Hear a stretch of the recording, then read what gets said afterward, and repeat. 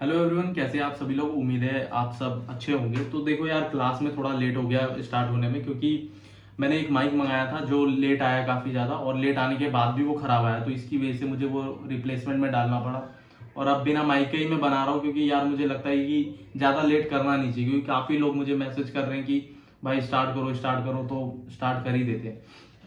ठीक है, तो आज मैं आपको सिखाऊंगा सपोर्ट और रेजिस्टेंस बनाना। देखो, हजारों वीडियो यूट्यूब पे आपको मिलेगी कि सपोर्ट और रेजिस्टेंस बनाते कैसे हैं, लेकिन आपको किसी ने कभी ये नहीं बताया होगा कि सपोर्ट और रेजिस्टेंस बनता क्यों, आखिर क्यों ऐसा हो जाता है कि मतलब मान लो मार्केट ऊपर जा रहा है जा रहा है और एकदम से फिर नीचे गिरने लग जाता है एक लेवल को टच करते ही, या नीचे आ रहा है मार्केट धीरे धीरे और एकदम से टच करके उस लेवल को ऊपर भाग जाता है। ऐसा होता क्यों है, मैं आपको पहले तो ये कॉन्सेप्ट क्लियर कर देता हूँ।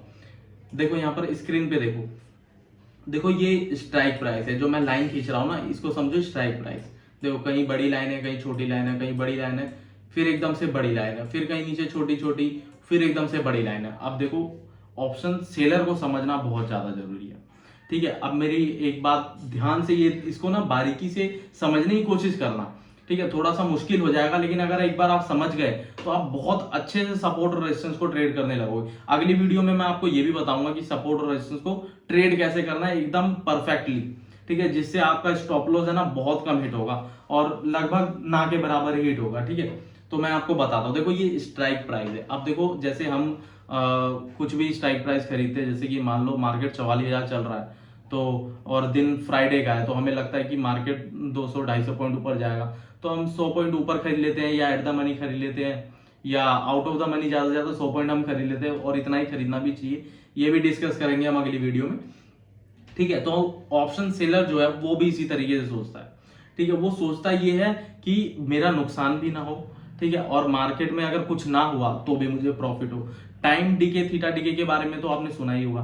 देखो, टाइम डीके वो होता है कि इसमें ऑप्शन बायर का जो है वो लॉस होना था, जो हम टाइम का जो पैसा जाता है ना, वो ऑप्शन बायर की जेब से जाता है, समझ लो, इस तरीके से समझ लो आप। और जो ऑप्शन सेलर है वो उसकी जेब में जाता है वो सारा पैसा, जो भी थीटा डीके होता है।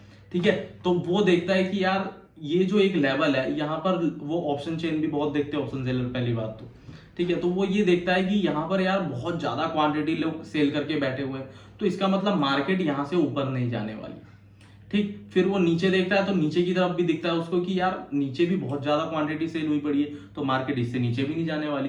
तो मैं एक काम करता हूँ, जो मैं 100 क्वांटिटी बाय करने वाला, वो सेल करने वाला था ना, तो मैं 50 यहाँ पर सेल कर देता हूँ और 50 यहाँ पर कर देता हूँ। मार्केट इसके बीच में ही रहा, कहीं भी नहीं गया ना, तो भी मेरा यार 40-50-100 पॉइंट का तो फायदा हो ही जाना है।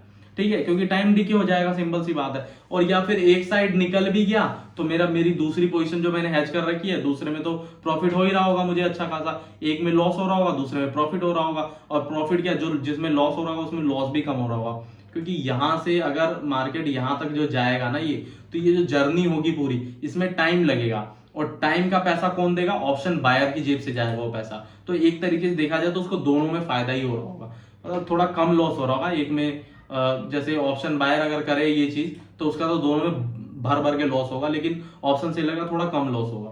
और एक तरीके देखा जाए ओवरऑल तो प्रॉफिट में ही रहेगा, और हमेशा प्रॉफिट में ही रहते हैं ऑप्शन सेलर ज्यादातर। ठीक है, तो मैंने जो आपको बताया कि एक लेवल से मार्केट टच होते ही नीचे गिर जाता है, या एक लेवल को टच करते ही मार्केट ऊपर चले जाता है, वो इसीलिए होता है। तो ये जो लेवल हुआ ना एक, ये हो गया एक रेजिस्टेंस, और नीचे जो है वो हो गया एक सपोर्ट। मतलब इसके ऊपर या इसके नीचे मार्केट नहीं जाने वाली है।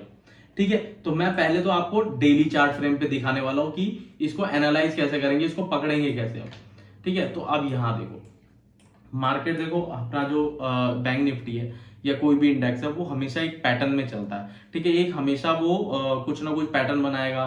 कभी फ्लैग पैटर्न हो गया, कभी ट्रायंगल हो गया, कभी डब्ल्यू हो गया, बहुत सारे पैटर्न होता है, वो तो हमेशा इसी में वो चलता रहता है।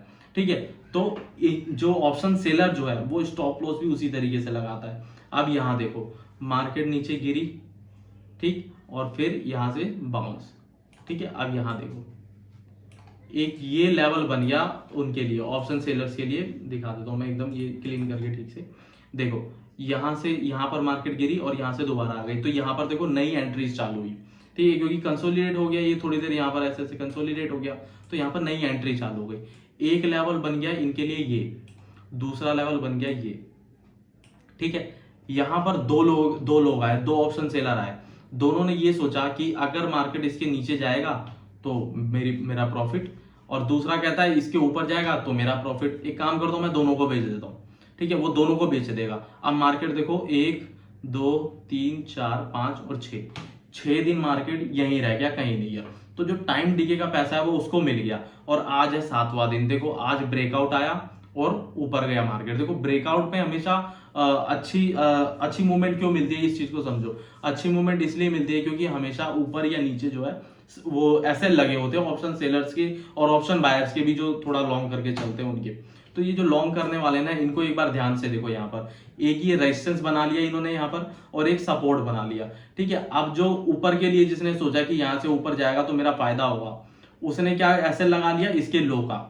ठीक, और जिसने ऊपर बेचा होगा, जिसको ये लगा होगा कि मार्केट नीचे जाएगी, तो उसने कहा ऐसे लगा लिया होगा इसी लेवल का। मतलब दोनों ने बीच में खिचड़ी पकाई और यहीं पर बाय सेल दोनों का हुआ, लेकिन मार्केट निकल गया ऊपर। अब इस बंदे ने अगर दोनों तरफ बेच के बैठा हुआ है वो दोनों, तो उसका एक तरफ से प्रॉफिट फिर भी हो रहा है, दूसरी तरफ उसका लॉस हो रहा है। तो क्या हो गया, टाइम डीके का पैसा तो मिल गया, मतलब लॉस हुआ तो कम, प्रॉफिट हुआ तो ज्यादा। देखो थोड़ा कॉम्प्लिकेटेड जरूर हो जाएगा, क्योंकि ये सारी जो है साइकोलॉजी का गेम है। तो इस वीडियो को आप 4 बार 5 बार देखोगे तो आराम से आपको समझ आ जाएगा बाद में।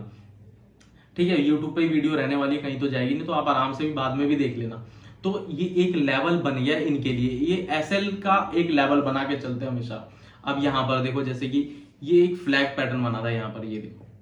ठीक, ये ऐसे बन गया पैटर्न। ठीक है, अब मार्केट देखो यहाँ पर कितने लोगों ने बेचा भी होगा, कितने लोगों ने खरीदा भी होगा। ठीक है, तो ये सेलिंग करके चले, अपने पोजीशन को हेज करते रहे।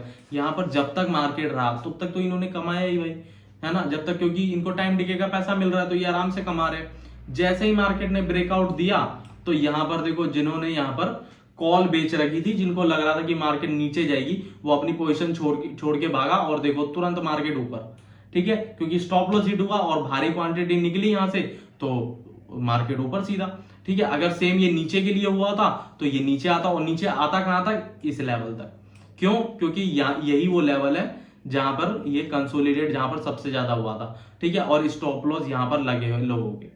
क्यों, क्योंकि ये पैटर्न बना हुआ है, एक यहाँ पर एक जोन बन गया है। ठीक है, तो ये हमेशा इस तरीके से काम करते हैं। तो डेली चार्ट पे उम्मीद है आपको समझ में आ गया होगा। तो मैं अब आपको डेली ट्रेड कैसे करना है उसके ऊपर वो समझाता हूं मैं 15 मिनट के चार्ट फ्रेम पे। देखो 15 मिनट के चार्ट फ्रेम पे इसलिए मैं आपको बता रहा हूं क्योंकि हमें डेली ट्रेड भी तो करना होता है ना। ऐसा तो होता नहीं है कि अभी बैठ गए हम एक बार एनालाइज करके तो उसके बाद खत्म बात। डेली ट्रेड भी करना है, तो इसलिए मैं आपको ये चीज मैं दिखाता हूँ। देखो सबसे पहले तो मार्क कर लो कल का हाई। ठीक है, मैं रेक्टेंगल यूज करता हूँ तो मैं इसके हिसाब से देख लूंगा। ठीक है, देखो ये कल का हाई है। देखो ये जो मैं आपको बता रहा हूं ना, ये है छोटी मूवमेंट पकड़ने के लिए। देखो जब तक मार्केट एक लेवल को निकाल नहीं देता है अपने, मतलब एक जगह ब्रेकआउट या ब्रेकडाउन नहीं दे रहा, तब तक नहीं आने वाली बड़ी मूवमेंट। तो इसलिए मैं आपको जो डेली ट्रेड करना है, इसमें आपको 40 पॉइंट 50 पॉइंट इससे ज्यादा नहीं जाना। ठीक है, इतना मिल गया ना बस बहुत है भाई, बंद करो। ठीक है, तो ये हमने मार्क किया कल का हाई, और अब हम मार्क करेंगे कल का लो। ठीक है, ये देखो। अब देखो अगर इसको मैं डेली चार्ट फ्रेम पे आपको दिखाऊं तो आप देखो ये कैसे दिखेगा आपको। ये देखो, देखो ध्यान से देखने की कोशिश करो इसे। मैंने तो 15 मिनट के चार्ट फ्रेम पे लगाया था, ये डेली पे अप्लाई हो गया ना। ये देखो कल का लो, कल का हाई। अब ये हमारे लिए बहुत ज्यादा इंपॉर्टेंट है। क्यों, क्योंकि एक तरीके से ये भी ब्रेकआउट और ब्रेकडाउन देगा। ठीक है, जरूरी नहीं है कि पूरा जोन जो है, ये तो हम लॉन्ग के लिए सोचेंगे कि यहाँ से ज्यादा बड़ी मूवमेंट आएगी। ठीक है, जैसे ये जो यहाँ पर देखो, यहाँ से ये ऊपर गया, ये ज्यादा बड़ी मूवमेंट है। यहाँ से ये जोन, इसने इस जोन को निकाला तो यहाँ से ये लगातार नीचे आई, ये ज्यादा बड़ी मूवमेंट हुई। लेकिन हमें तो डेली ट्रेड भी करना है ना, और डेली चार्ट फ्रेम पे अगर हम एनालाइज कर रहे हैं तो हम तो क्लोजिंग बेसिस पे करेंगे। मतलब अगर आज क्लोज हो गया तो कल देखेंगे उसकी मूवमेंट क्या है। मतलब मान लो आज मार्केट ने एक लेवल के नीचे क्लोज किया, तो अगले दिन हम वेट करेंगे कि उसी लेवल के फिर नीचे ट्रेड करना चालू करे, तो हम नीचे के लिए साइड ट्रेड लेंगे। लेकिन हमें ट्रेड जब डेली करना है और कोई ब्रेकआउट ब्रेकडाउन भी नहीं आया, तो हम कल के ही हाई लो का वो मान के चलेंगे, ब्रेकआउट और ब्रेकडाउन की कल के ही हाई लो के बाद हमें एक अच्छी मूवमेंट मिलेगी। तो क्या देखते हैं एक बार हमें मिली है या नहीं मिली है, ये देखते हैं। देखो ये कल का हाई था, ये कल का लो था। जैसे ही कल के हाई को निकाला, सर करके बैंक निफ्टी ऊपर। ठीक है, अगर ये लो को निकालता तो बैंक निफ्टी लो के तो नीचे आ जाता। आएगा कहां तक नीचे, अगर निकाला तो अगले सपोर्ट तक, या ऊपर कहां तक गया ये अगले रेजिस्टेंस तक। अब देखो 15 मिनट के चार्ट फ्रेम पे मैं यहाँ मार्क कर दूंगा और आप खुद देखना ये कहां तक गया है, और मैं आपको डेली चार्ट पे फिर दिखा दूंगा इसको कि ये कहां पर आगे रुका है। ये देखो 15 मिनट के चार्ट फ्रेम पे लगा दिया, आप डेली पे देखो, ये देखो इसने किस लेवल को रिस्पेक्ट किया है। इसको खींचते हैं हम थोड़ा आगे तक, ये देखो जहां पर सबसे ज्यादा कंसोलिडेट, या जहां पर लास्ट रेजिस्टेंस ने लिया था। ठीक है, तो चीजें समझ में आ गई होगी आपको कि सपोर्ट और रेजिस्टेंस बनाते कैसे। आप सिर्फ कल का हाई कल का लो पकड़ के चलो। अगर देखो क्लोजिंग और लो में फर्क है ना दोनों में, तो उसको भी पकड़ लो। जैसे कि मैं यहाँ पर कोई एग्जांपल हो तो मैं आपको दिखाता हूँ। हाँ, यहाँ इसको नहीं पकड़ते, जो थोड़ी ज्यादा बड़ी मूवमेंट है वो देखते हैं। ठीक है, ये हमारे लिए काम करेगा। देखो ये हुआ इसका कल का हाई, ठीक, ये हुआ इसका कल का लो, और ये हो गया इसके कल का क्लोज। देखो ठीक, तो अब यहां पर ये तीनों हमारे लिए इंपॉर्टेंट है। अगर मान लो कल के लो के नीचे ट्रेड करने लग जाएगी तो हमें एक मौका मिलेगा सेल करने का कि नीचे की तरफ जाएगी। देखो जब तक नीचे ट्रेड कर रहा है वो भी टिक के करना भी चाहिए। अब ये देखो पहली कैंडल बनी नीचे, ठीक है, और ये धीरे धीरे धीरे धीरे करके ऊपर चली गई, तो ऐसी सिचुएशन में हम नहीं कर सकते कुछ भी। ठीक है, अब वैसे ही हमें कल का हाई भी देखना है। अगर ये कल के हाई को तोड़ देती तो ऊपर चली जाती, जैसे कि आज में हमने देख ही लिया, यहाँ पर इसने कल के हाई को निकाला और ये ऊपर। तो मैंने आपको बेसिकली सिखाया ये कि सपोर्ट और रेजिस्टेंस कैसे बनाना है, ट्रेड कैसे लेना है, इसके ऊपर बाद में बात करेंगे। एकदम से मत घुस जाना, बहुत लंबी क्लास चलेगी। अगले करीब 3 महीने तक मैं रेगुलर वीडियो डालूंगा और मैं आपको सिखाता रहूंगा कि कैसे करेंगे। पहले तो सपोर्ट रेजिस्टेंस आपने सीख ही लिया कि कल का हाई मार्क करो, कल का लो मार्क करो। ये है डेली ट्रेड करने के लिए, ना कि डेली चार्ट पे। डेली चार्ट पे जब हम मार्क करेंगे ना तो वो हम देखेंगे लंबी मूवमेंट के लिए, बड़ी मूवमेंट कहाँ आएगी वो हम समझेंगे। ठीक है, तो ये हमें डेली ट्रेड करने के लिए मैंने आपको बताया कि कल का हाई पकड़ो, कल का लो पकड़ो और कल का क्लोज पकड़ो। जब तक उसके बीच में ट्रेड कर रहा है तो वहां पर ट्रेड मत लो, ट्रेड वहां लो ब्रेकआउट पे या ब्रेकडाउन पे, या फिर जैसे कि कैंडलस्टिक अगर आपको आता है तो आप कनेक्ट कर लोगे अपने आप ही कि रेजिस्टेंस पे हमें कौन सी कैंडलस्टिक यूज करनी है या सपोर्ट पे कौन सी करनी है। ठीक है, तो आज की क्लास एंड करते हैं। धन्यवाद, मिलते हैं अगली क्लास में।